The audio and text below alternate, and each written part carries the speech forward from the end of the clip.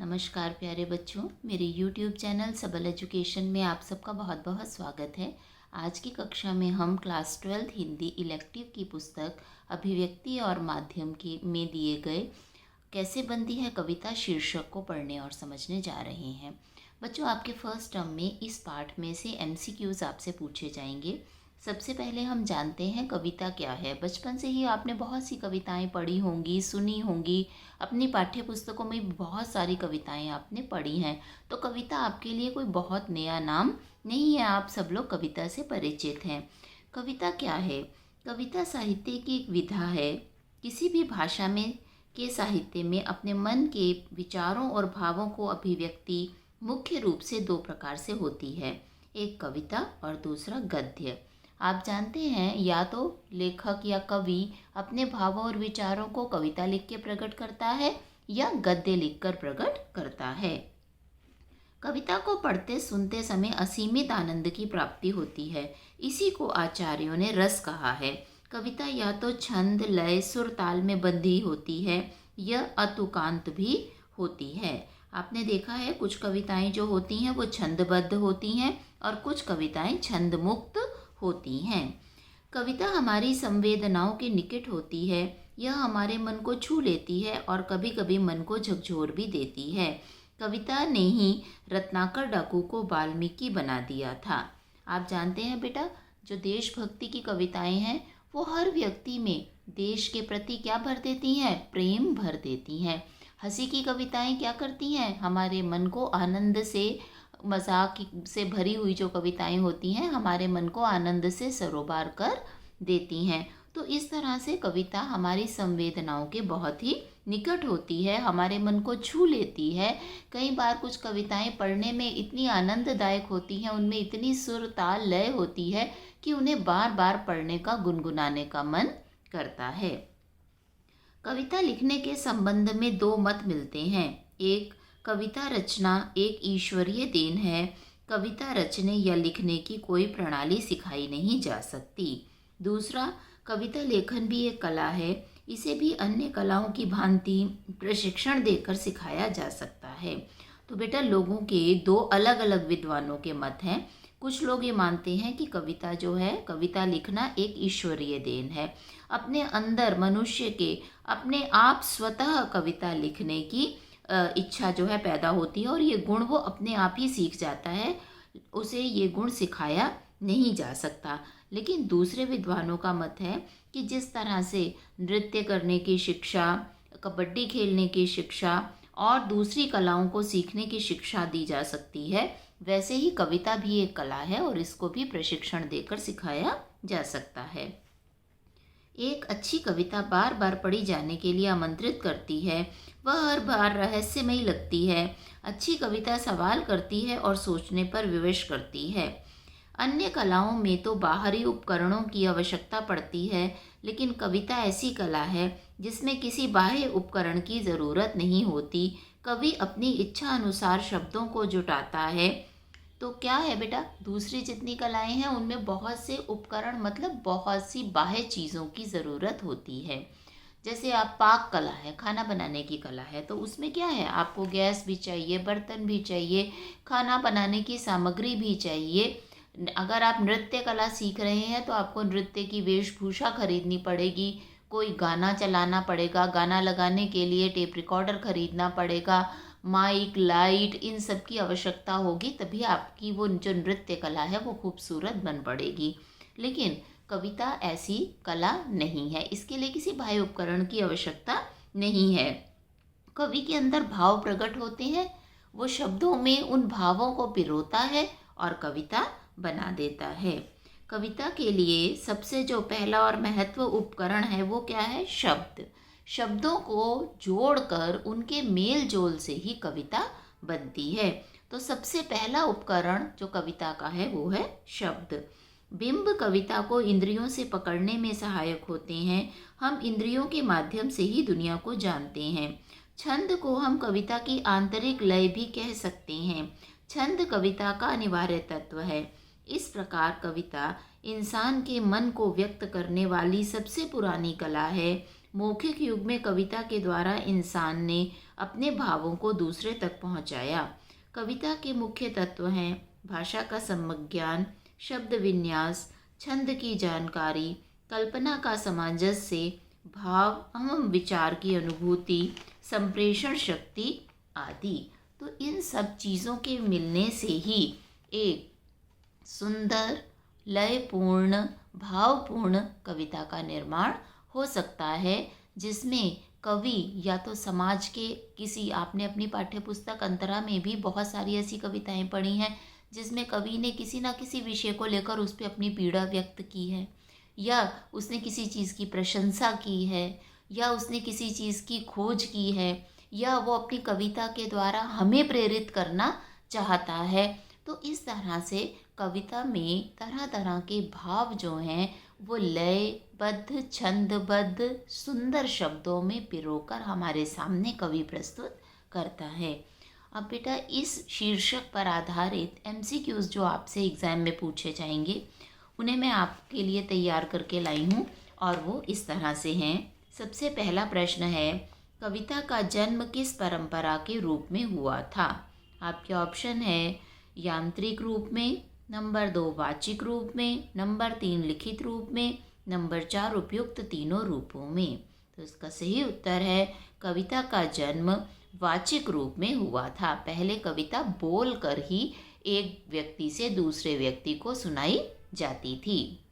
दूसरा प्रश्न है, वाल्मीकि का पूरा नाम क्या था?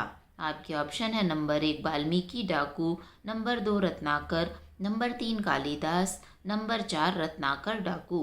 तो वाल्मीकि का पूरा नाम था रत्नाकर डाकू। ऐसी कथा है कि वाल्मीकि पहले एक डाकू थे जो राह से जाने वाले यात्रियों को लूटपाट लेते थे। फिर एक बार उनको आत्मबोध हुआ और वो कवि बन गए, तो उसके बाद से उनका नाम वाल्मीकि पड़ गया। प्रश्न 3 है, वियोगी होगा पहला कवि, आह से उपजा होगा गान। कविता के बारे में यह पंक्ति किसने कही? यहाँ 4 प्रसिद्ध कवियों के नाम आपको दिए जा रहे हैं। नंबर 1 सुमित्रा नंदन Pant, number 2 Jaishankar Prasad, number 3 Suryakant Tripathi Nirala, number 4 अज्ञेय।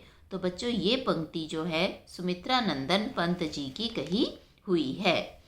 प्रश्न 4 है, यदि आप बार बार कविता पढ़ेंगे या सुनेंगे तो आप पर क्या प्रभाव पड़ेगा? आपके ऑप्शंस हैं, आप भावुक व सहृदय पाठक बन पाएंगे, नंबर 2 कविता को बार बार सुनने का मन करेगा, नंबर 3 कविता के बारे में बार बार सोचेंगे, नंबर 4 उपरोक्त सभी। तो इसका सही उत्तर है, अगर आप बार बार कविता पढ़ेंगे और सुनेंगे तो आप भावुक और सहृदय पाठक भी बनेंगे, कविता को बार बार सुनने का मन भी करेगा, और जो उस कविता को आप सुनेंगे तो उसके बारे में आप सोचेंगे भी। तो नंबर 4 जो है वो इसका सही उत्तर है। प्रश्न 5 है, कविता का पहला उपकरण क्या है? आपके ऑप्शंस हैं, नंबर 1 शब्द, नंबर 2 इंद्रियां, नंबर 3 छंद, नंबर 4 पाठक। तो इसका पहला उपकरण है शब्द। शब्दों के मेल जोल से ही कविता का निर्माण होता है। प्रश्न 6 है, कविता की पहली शर्त क्या है? नंबर 1 छंद का ज्ञान, नंबर 2 शब्दों से मेलजोल, नंबर 3 अलंकारों का ज्ञान, नंबर 4 रसों से मेलजोल। तो कविता की पहली शर्त है कि हमें शब्दों से मेलजोल बढ़ाना होगा। नए नए शब्दों से जब हम परिचित होंगे तभी हम एक सुंदर कविता की रचना कर सकते हैं। नेक्स्ट क्वेश्चन है, शब्दों से मेलजोल बढ़ाने का मुख्य लाभ क्या है? नंबर 1 छिपे अर्थों को जान जाते हैं, नंबर 2 भावुक पाठक बन जाते हैं, नंबर 3 कविता को इंद्रियों से पकड़ने में सक्षम हो जाते हैं, नंबर 4 कविता बनाने में माहिर हो जाते हैं। तो शब्दों से मेलजोल बढ़ाने का लाभ ये है, पहला ऑप्शन, कि छिपे अर्थों को जान जाते हैं। जितना हमारा शब्द ज्ञान सुदृढ़ होगा, मजबूत होगा, उतने ही अच्छी हम कविता की रचना कर सकते हैं। नेक्स्ट क्वेश्चन है, कविता में क्या होता है? नंबर 1 मानवीय संवेदनाएं, नंबर 2 राग तत्व की प्रधानता, नंबर 3 शब्द और बिंब, नंबर 4 उपयुक्त सभी। तो इसका सही उत्तर है नंबर 4 उपयुक्त सभी, क्योंकि कविता में मानवीय संवेदनाएं भी होती हैं, राग तत्व की प्रधानता भी होती है और शब्द और बिंब का प्रयोग भी होता है। नेक्स्ट क्वेश्चन है, एक शब्द में कितने अर्थ छिपे रहते हैं?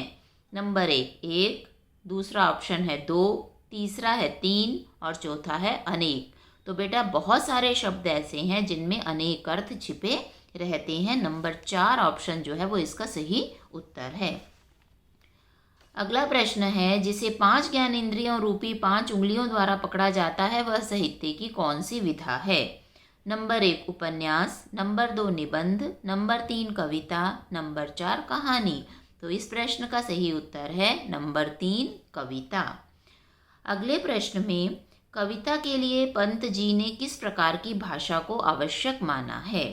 आपके ऑप्शन है नंबर 1 वर्णात्मक भाषा, नंबर 2 प्रतीकात्मक भाषा, नंबर 3 लाक्षणिक भाषा, नंबर 4 चित्रात्मक भाषा।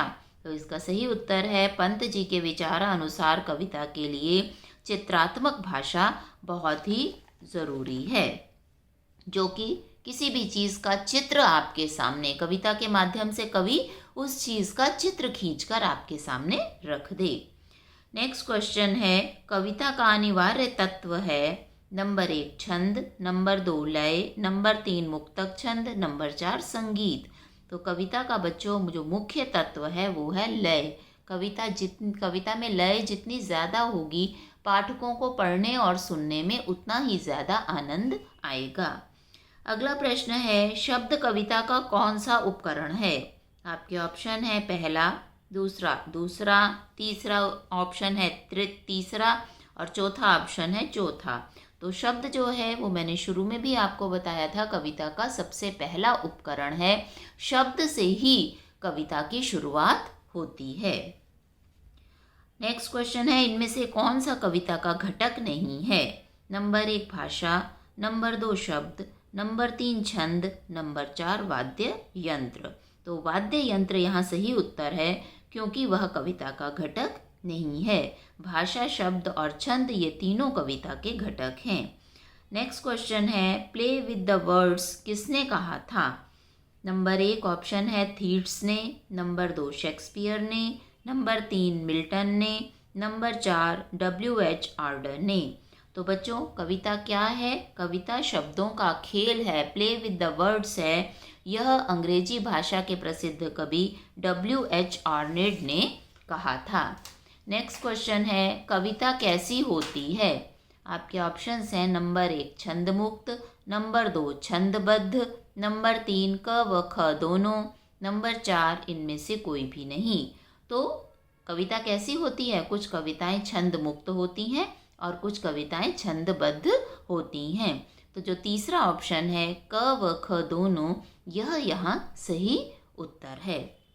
तो इस तरह बच्चों कैसे बनती है कविता, कविता के लिए कौन से आवश्यक तत्व हैं और उस पर आधारित जो MCQ बने वो सब मैंने इस वीडियो में आपको समझाए हैं।